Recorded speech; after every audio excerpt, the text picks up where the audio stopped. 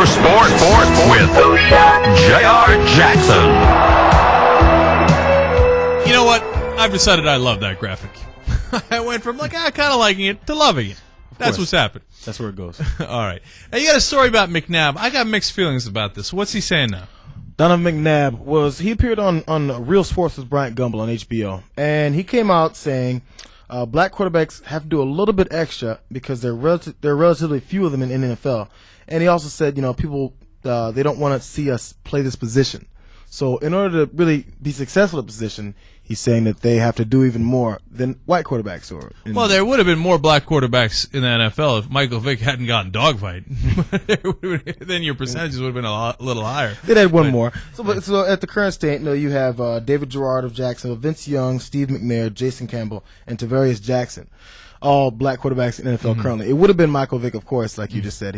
He's out of the league as far as this year. It doesn't matter because they just picked up Byron Leftwich, and so it'll be back up Which to was 7. in the battle with David Gerard in Jacksonville. So they had a battle of 2 black quarterbacks in Jacksonville for that. But getting on to the point of whether or not it's, they have a harder time, it's always been said, and I heard it too growing up, you have to be 10 times better and work 10 times harder to get the same amount of recognition as white folks in this country as a black person. And because that's the way it always has been in the past, just growing up and just, from the immediate, the first thought is this guy has to prove something to me before I give him what he deserves. And in the normal situation, it's this guy seems pretty good. Only way he's going to go down is if he proves to me that he's no good. Yeah, no, I hear you. But you know what? As you were talking, I came to a decision. I have a decision. You're wrong. Okay, now, you're not entirely wrong. In fact, you were entirely right. My opinion hasn't even come out yet. Okay, go ahead. All right. Okay, you see how? Look at me, stereotype. You see that? You see that? I'm more old school. Okay, I'm an OG. And yeah, I can tell. Right. So I remember when that was 100% true, and I remember when Randall Cunningham came out and he was the only black quarterback. And growing up, since I grew up in New Jersey and we came from outside the country, I didn't understand racism. So I was like, why wouldn't black quarterbacks be just as good as white quarterbacks? This is the craziest thing I ever heard in my life, right? But people were saying that, and I was like, that's nuts. And then Randall Cunningham was great, and I was like, of course he's going to be great. But I now believe that we've gotten to the point where no one really cares about that anymore. I mean, there's a couple of leftover clowns, but overall, like when Jamarcus Russell comes out, nobody's like, oh, no, she's going to have to do a lot better than a white quarterback. Yeah, there's stages of progression. Like you said, first there was none. Then you got, a few Randall Cunningham, Warren Moon that come out. And then what you see is a trend of black quarterbacks that can run.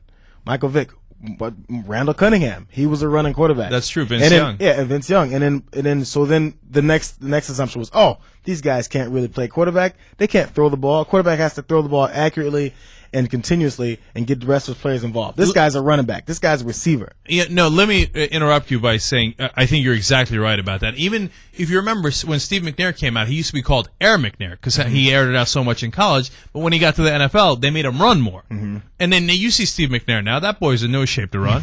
Okay? I mean, now he's much older, right?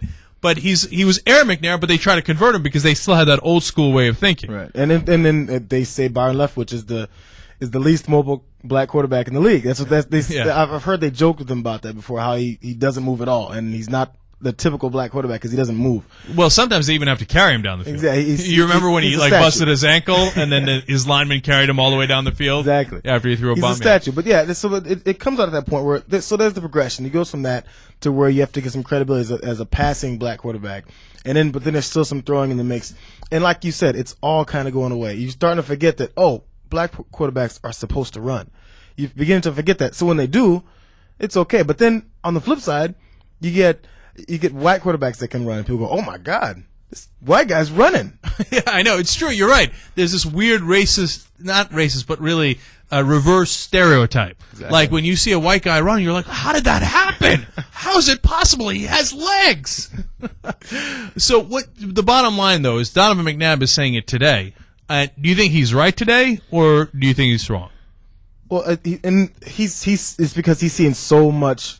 He's seen so much criticism for his game so far because he's having a pretty bad year so far. It's only been 2 games, but he's having a pretty bad season. He had off-season knee injury, and 9.5 months ago he busted his knee again. He's had a couple of leg problems, and so coming back he's getting a lot of criticism. So he's probably seeing how Carson Palmer had his bad knee injury a couple years ago, and had off-season surgery and took most of he came back pretty fast. He's a young guy. Mm-hmm. He came back pretty fast, and he said, "Well, I didn't see as much." I'm thinking I didn't see as much criticism towards Carson Palmer having to struggle back from the injury, and I'm getting all this criticism. I have a knee injury too. Yeah, on that point, I empathize with him because I had Carson Palmer on my fantasy team last year, and man, that guy fumbles so much and never gets any crap for it. Will you stop fumbling? Right. All right. Anyway, but overall, I think it's 50-50 because you got to give McNabb some slack because he grew up in a time and he came up through the system in a time when it was much harder for a black quarterback, and he's one of the guys that made it established and an okay thing to be a black quarterback, and for people to realize, no, of course, black quarterbacks can be leaders out in the football field. And so he's done some great things in his life. Now, that being said, he does whine a little too much. And I think here he's complaining about things that don't necessarily quite exist anymore, and he's trying to make an excuse for his poor play. Right. So I'm 50-50 on it. I'm getting it more as Donovan McNabb is getting a lot of pressure on him because of where he is and who he is. He's a black quarterback, and this particular black quarterback, maybe some people are giving it to me because he's black. But then there's other factors that are going to it. He's in Philadelphia. He was booed when he was drafted in Philadelphia. And they didn't know anything about him. They didn't realize he was going to be this great quarterback. They didn't, and so from the beginning, he's been getting a negative reaction towards himself. So he's on a very short leash with the fans. Right. And my final thought on this is this. Look, McNabb's got it tough because he's a great quarterback, but he's not quite as good as Brady or Manning. Right. So that's a lot of pressure to take. And he knows he's a great quarterback, and he knows he's not quite as good as, or he could be, but he just hasn't quite put it over the top.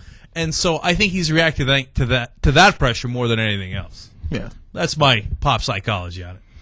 All right, guys, there you have it. Young Turks.